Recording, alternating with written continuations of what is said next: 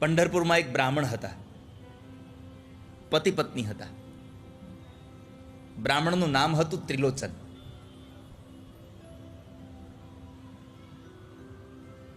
દુઃખના સમયે ભગવાનને યાદ કરો તો ભગવાન શું કરી શકે એનો આ સત્ય ઘટનાનો પ્રસંગ છે. ત્રિલોચન નામના બ્રાહ્મણ એને એના પત્ની, સંપત્તિ ખરી પણ સંતાન નહીં, સંતતિ નહીં. એટલે એ વિચાર કરતા હતા,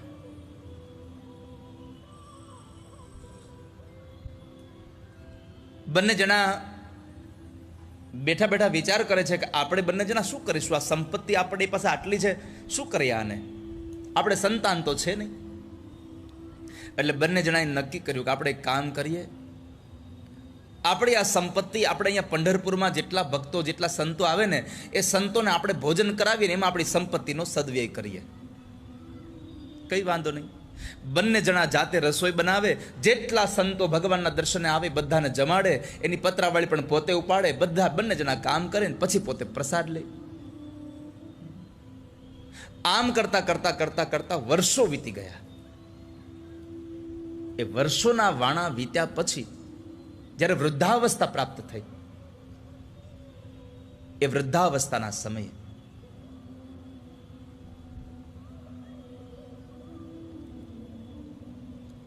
ત્રિલોચન એના પત્ની પંઢરપુરમાં જેટલા સંતો આમ આવે એને માર્ગમાં નીકળતા સંતો કહેતા જાય ફલાણી જગ્યાએ જમવા જાજો, બહુ સારો પ્રસાદ હોય છે. પછી તો સંતોની ભીડ વધી અને એ ભીડ એટલી વધી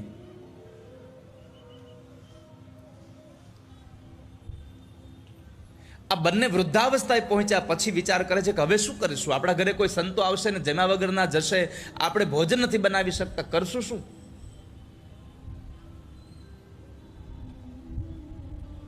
કોઈ નોકરીએ માણસ રહેતો નથી. બંનેની આ દશા હતી, પણ ભગવાનનું ભજન કરતા કરતા પણ પરમાત્માના સંતો માટે ગમે તેમ કરીને રસોઈ બનાવે. કોઈ નોકરી આવતું નહોતું. એમાં એક વખતના સમયે એક 15-17 વર્ષનો એક યુવાન છોકરો આવ્યો અને એ યુવાન છોકરો કહે છે કે મને આ તમારા ઘરે બોર્ડ વાંચ્યું મેં કે તમારે કોઈ છોકરાની જરૂર છે, કામવાળાની, રસોઈયાની જરૂર છે. હા, તો મને રસોઈયા તરીકે રાખશો તમારે ત્યાં? પતિ પત્ની રાજી થયા. એમણે કહ્યું કે તમે શું પગાર લેશો? તો કહે છે પગાર તો મારે બીજી કઈ જરૂર નથી, મારે કોઈ છે નહીં. તારું નામ શું છે? મારું નામ અંતર્યામી છે. તારા બા બાપુજી? તો કે એ મને કોઈ છે નહીં, હું એકલો છું સાવ, મારે રહેવા ઘર નથી, કશું છે નહીં. તમે મને તમારા ઘરમાં રહેવા આપો, 3 ટાઈમ ભોજન આપો, હું તમારા ઘરનું બધું કામ કરીશ, રસોઈ બનાવ એ મને આવડે છે બધું. ત્રિલોચનના પત્ની જરા રાજી થયા કે છોકરો બોલે છે સારું, દેખાય છે સારો, અને આમે આપણે છોકરો છે નહીં, જો આપણા ઘરમાં આને રાખીશું ને તો આપણને છોકરાનું સુખે પ્રાપ્ત થઈ જશે ને આપણું કામે થઈ જશે, 2 કામ થઈ જશે. એટલે ત્રિલોચને કહ્યું કે અમને વાંધો નથી તમારે રહેવું હોય તો, પણ પેલા છોકરાએ એક શરત રાખી કે તમારી ઘરે જેટલા લોકો અહીંયા જમવા આવશે એ બધાની રસોઈ હું બનાવીશ, પણ મારા માટે માં તમે રસોઈ બનાવશો ને હું રોટલો ખાઈશ. એટલે ત્રિલોચનના પત્નીએ કીધું કે કશો વાંધો નહીં, તારો એક રોટલો ઘડવો એમાં શું? તો કે ઉભા રહો, સાંભળો, હું જેટલું ખાવ એમાં તમારે કોઈ દિવસ મને ના નહીં પાડવાની, અને હું ગમે તેટલું જમું પણ તમારે કોઈ દી પાડોશમાં જઈને કહેવાનું નહીં કે આ મારો છોકરો આટલું જમે છે. જે દિવસે તમે પડોશીને કઈ વાત કરશો તો હું વયો જઈશ, પછી હું તમારી ઘરે નહીં રોકાવ. કીધું કાંઈ વાંધો નહીં. સવારથી વહેલો ઉઠે, અંતર્યામી છોકરો કામ કરે, શાકભાજી ધોઈને શાકભાજી કાપે ને બધી રસોઈ બનાવતો હોય. બરાબર 10 વાગે ત્યાં સંતોની પંગત પડી જાય. સંતોને પતરાવાળી આપે અને જ્યાં પીરસવા માટે ત્રિલોચન કંઈક હાથમાં ડોલ ઉપાડે એટલે કે બાપુજી તમે રહેવા દો, એ હું કરી નાખીશ. પતિ પત્ની બંને જણાઓ જોયા કરે, દોડ દોડ કરીને, આમ તમે જુઓ તો પરસેવો લાગી ગયો હોય, લૂછતો કામ કરતો જાય. બંને પતિ પત્ની રાજી બહુ થયા.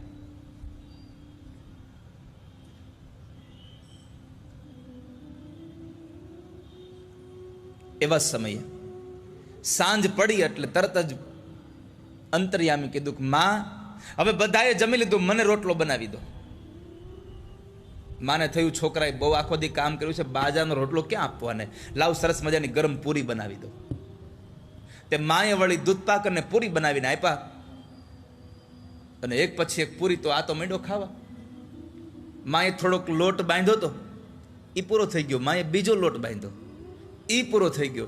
માં વિચાર કરે કે હાળો આ એકલો, આ આખા ગામનું જેટલું બનાવું એટલું આ એકલો ખાય છે. પણ કીધું આખો દિવસ કામ કરતો હશે, થાક્યો હશે, એટલે આટલું ખાધું હશે. ખવડાવ્યા કરે, ખવડાવ્યા કરે, ખવડાવ્યા કરે. એમ કરતા કરતા 5-15 દિવસ ગયા અને માં થાકી ગઈ.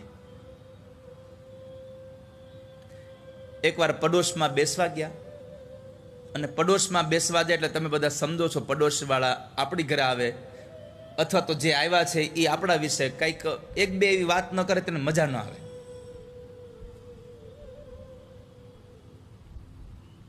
જેવા પડોશમાં બેસવા ગયા એટલે તરત જ પડોશવાળા બેને કીધું કે તમે તો હમણાં હાવ દુબળા થઈ ગયા. અહીંયાથી ચાલુ થાય, પછી ક્યાં પહોંચે એનું કઈ નક્કી નહીં. તમે તો સાવ દુબળા દેખાવા લાગ્યા, કઈ બીમાર થઈ ગયા છો. પેલા બેનનું બધું સાંભળીને પછી આ ત્રિલોચનના પત્ની, એ બ્રાહ્મણના પત્નીથી ન રહેવાયું. એને કહ્યું, શું કરું બેન, ઘરમાં કામવાળો એક છોકરો આવ્યો, એ કામ તો કરે છે પણ પોતાનું રાંધવાનું મારે. હવે એનું એટલું રાંધવાનું થાય છે ને કે હું એનું રાંધી રાંધીને હું થાકી જાઉં છું સાવ. કેટલું જમે છે.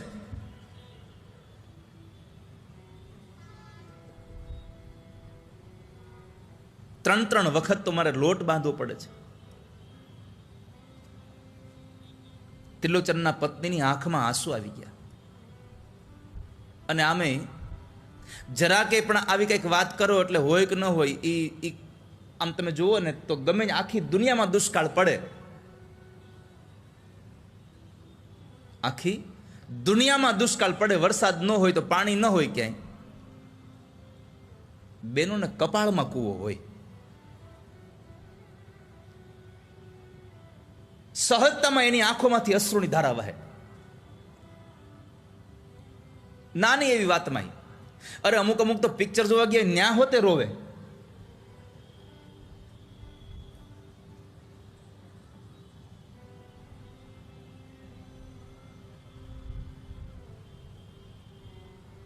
આંખમાંથી અશ્રુ નીકળે.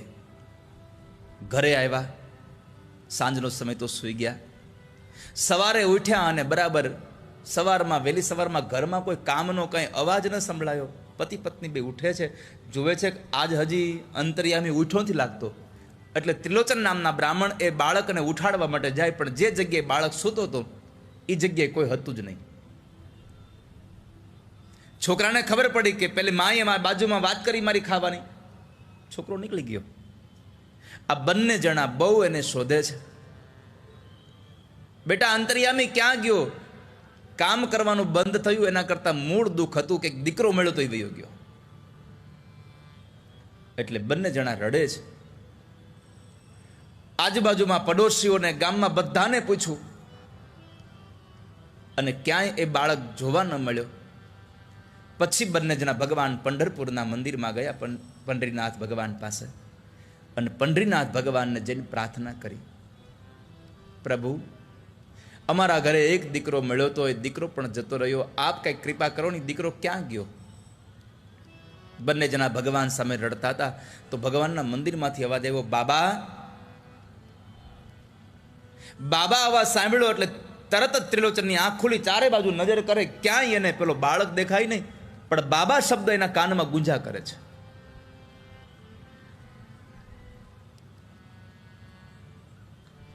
આંખમાંથી અશ્રુની ધારા હતી, ભગવાનનું નામ હતું મોઢામાં. અને પછી ભગવાને એમને જવાબ આપ્યો, બાબા એ અંતર્યામી બીજો કોઈ નહીં, હું પોતે આવ્યો હતો તમારા ઘરે કામ કરવા માટે. કેમ? દુઃખના સમયમાં તમે મને યાદ કર્યો હતો. આ સંસારમાં આ કથા, આ વાસ્તવિક પ્રસંગ આપણને એકમાત્ર સાક્ષી પૂરે છે કે દુનિયામાં કોઈ એવો પ્રસંગ, કોઈ એવી ઘટના ઘટે ત્યારે તમે દુઃખી થાવ, ત્યારે એના ભગવાનનું સ્મરણ કરજો. અને એટલે તમે જોજો, આપણે કોઈ વ્યક્તિનું જ્યારે નિધન થાય આપણા પરિવારમાં, ત્યારે વડીલો, આપણા પરિવારના, આપણા સમાજના, આપણા ગામના વડીલો જેટલા લોકો રડતા હશે, એને બધાને એક જ વાત કહેતા હશે, ભાઈ ભગવાનનું નામ લ્યો, ભગવાનનું નામ લ્યો, ભગવાનનું નામ લ્યો. કારણ આ સંસારમાં તમને દુઃખના સમયમાં હિંમત આપવાવાળું કોઈ હોય તો એ પરમાત્મા પોતે છે. બીજું કોઈ હિંમત નથી આપતું આપણને. દુઃખના સમયમાં પ્રભુ કામ આવે છે.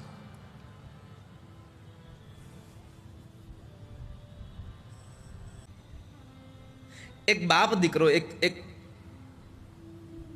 15-18 વર્ષના દીકરાને એના પપ્પા પાછળ ગાડીમાં બેસાડી અને બાપ દીકરો બે 4 વ્હીલ લઈને જાય છે.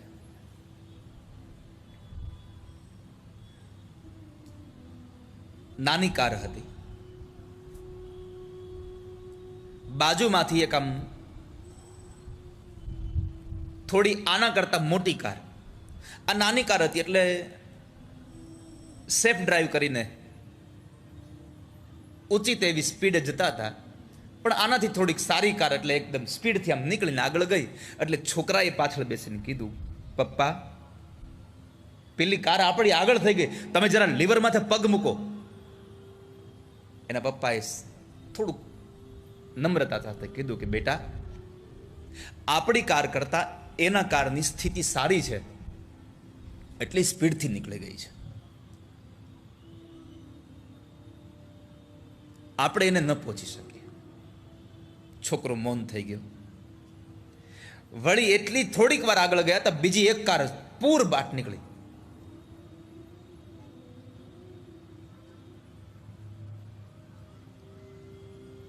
સ્પીડથી ગયેલી એ કારને જોઈને વળી પાછો છોકરો બોલ્યો, પપ્પા હવે તો બીજી કાર આગળ નીકળી ગઈ, હવે તો તમે લીવર દો. એના પપ્પા જરા ઉગ્ર સ્વભાવ, ઉગ્રથી બોલ્યા કે તને કીધું તો ખરું એકવાર કે આપણી કાર નાની છે અને એની એ લોકોની કાર મોટી છે, આપણી કાર એની કારને ઓવરટેક ન કરી શકે, અને તું કે છો લીવર દેવાનું, હું કદાચ હમણાં લીવર દઈશ તો એને ઓવરટેક કરવા કરતા આપણે બેઉ જણા આપણી કારમાં નુકસાન થશે, સફળ નહીં થઈએ. આ શબ્દો સાંભળ્યા ત્યારે છોકરાએ બહુ સરસ વાત કરી કે પપ્પા, તમને આ કારોનું દેખાય પણ આપણી કાર આગળ કરીએ તો કે આપણે નુકસાન જાય. એના પપ્પા એક વાત બહુ એક પણ સાથે કરી કે તું આપણાથી આગળ નીકળી ગયેલી કારને જોવે છે તો જરા સાથે એ પણ નજર કરને કે આપણી પાછળ પણ થોડીક કાર રહી ગઈ છે, એ તો નથી દેખાતી. અને ત્યારે છોકરો બહુ સરસ વાક્ય બોલ્યો, મનીષભાઈ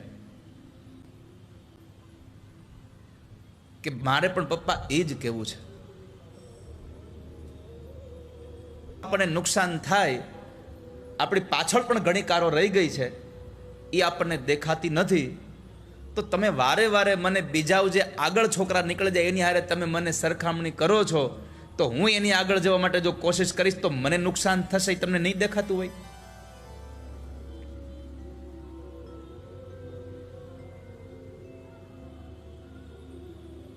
ઘણા છોકરાઓ મારી પાછળ રહી ગયા છે. આ વાત મને એટલા માટે કહેવી ગમી આજે કે વાલા સ્વજનો, આપણે બીજા આપણીથી આગળ નીકળી ગયા એ જોઈને આપણે દુઃખી થવા કરતા આપણાથી જેટલા લોકો પાછળ રહી ગયા છે એને જોઈ અને આપણે સુખી થવાની જરૂર છે. અથવા તો ક્યાંય નજર કર્યા વગર ન આગળ જુઓ ન પાછળ જુઓ, માત્ર ને માત્ર તમે જે સ્થાન ઉપર આવ્યા છો, તમે ક્યાં હતા ને ક્યાં પહોંચ્યા છો એ જુઓ, એને જોયા કરો.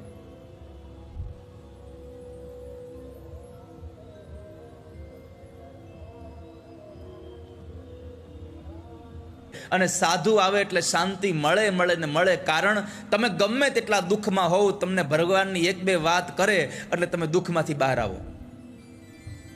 તમને એકાદ બે વાત એવી કરે કે જેમાંથી તમે તમારા દુઃખના સમયને ભૂલી જાઓ.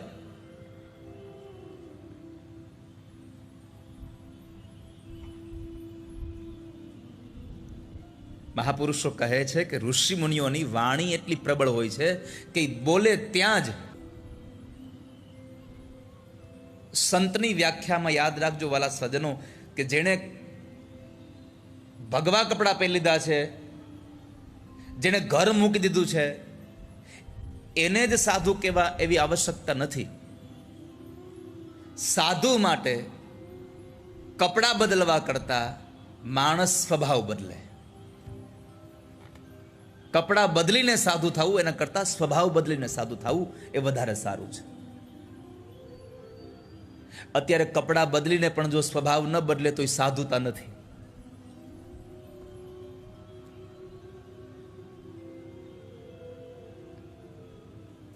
તો સાધુ મળે તો દુઃખ જાય, કારણ કે એની વાણી એટલી બધી પ્રબળ હોય છે. ભાગવતજી એમ કહે છે કે તમને આખો દિવસ બહુ બધા લાભ થયા હોય, તમને અગણિત સંપત્તિ મળી હોય, તમને અગણિત તમને બંધ્ય ગયો છે સાવ. આપણને કોઈ મહાપુરુષ ન મળ્યા, કોઈ સાધુ ન મળ્યા.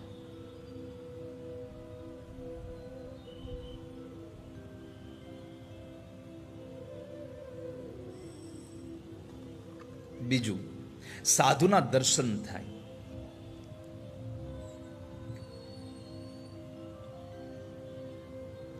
એક શબ્દ શ્લોકમાં વાપર્યો, ભવતો દર્શનમ તદા. જોવું અને દર્શન કરવા આ બેમાં તફાવત બહુ છે.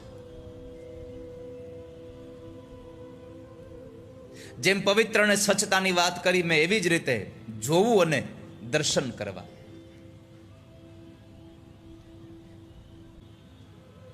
જેનાથી આપણી વિચારધારા બદલી જાય છે, જેનાથી આપણા જીવનને કંઈક અંશે આનંદ મળે છે, એવી જગ્યાએ જઈએ તો ત્યાં દર્શન કર્યા કહેવાય. તો સંતોના દર્શન થાય. ફલાણા દેશના વડાપ્રધાન આવ્યા હતા, અમે એના દર્શન કરવા ગયા, એવું કીધું કોઈ દી? પણ આપણે સહજતાથી કહેશું કે જુનાગઢથી પેલા સંતો આવ્યા હતા ને તો દર્શન કરવા ગયા હતા અમે. સાધુ ચાલીને આવે છતાં આપણે દર્શન કરવા જઈએ છીએ. કોઈ મોટો માણસ પ્લેનમાં ઉતરે તો આપણે એને જોવા જઈએ છીએ. કારણ સાધુની પાસે જે સંપત્તિ છે એ પ્લેનમાં આવનારા માણસ પાસે સંપત્તિ નથી. સાધુ પાસે સદવિચારોની એટલી મોટી સંપત્તિ છે. સાધુ પાસે એના તપની એટલી મોટી સંપત્તિ છે કે જેને આ સંસારની ભૌતિક સંપત્તિ ક્યારેય માપી ન શકે, એની તુલના ન કરી શકે,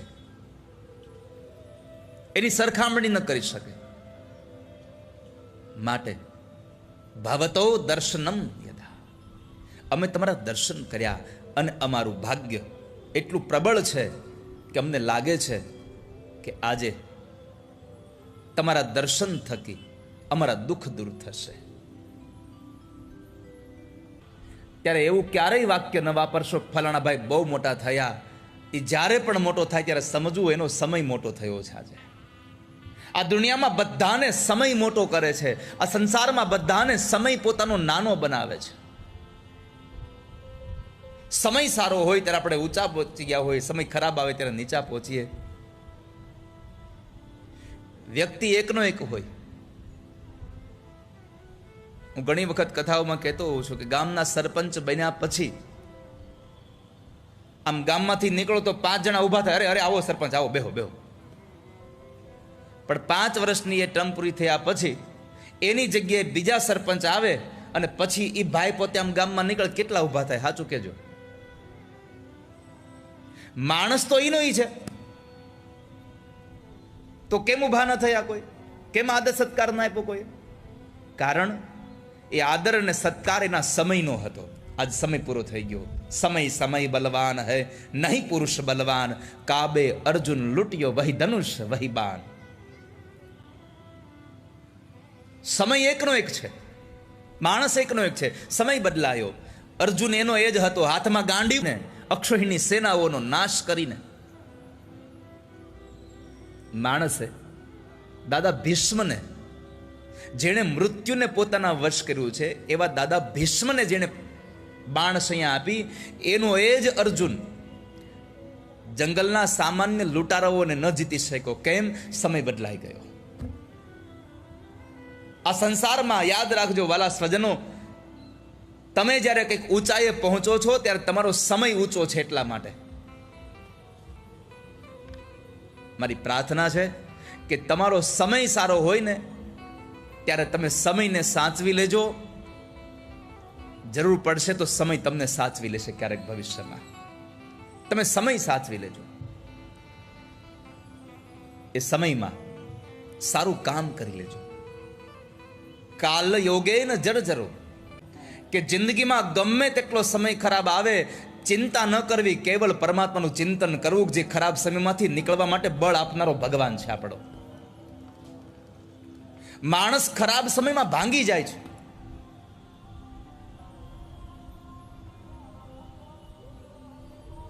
માટે ખરાબ સમયમાં ચિંતન કરીએ પરમાત્માનું.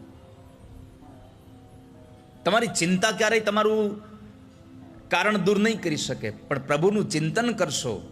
જ્યારે આપણને તો ખબર જ નથી ક્યારે મૃત્યુ છે આપણું, અને વાતે સાથે છે આપણને ક્યાં ખબર છે કાલ સવારે શું થાય. હે ભાઈ, હું ને તમે તો પામર મનુષ્ય છીએ, ક્યાંથી ખબર પડે શું થશે? નહીં ખબર પડે. આ તો ઈશ્વરનો મહિમા છે. દરેક માણસ એમ કહી શકે હું આટલું જીવ્યો, આટલું જીવ્યો. કોઈ એમ ન કહી શકે હું આટલું જીવવાનો છું.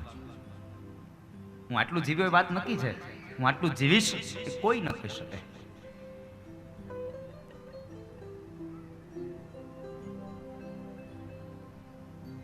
જેટલું ભેગું કર્યું છે ને એ બધું મૂકીને વયું જવાનું અહીંયા.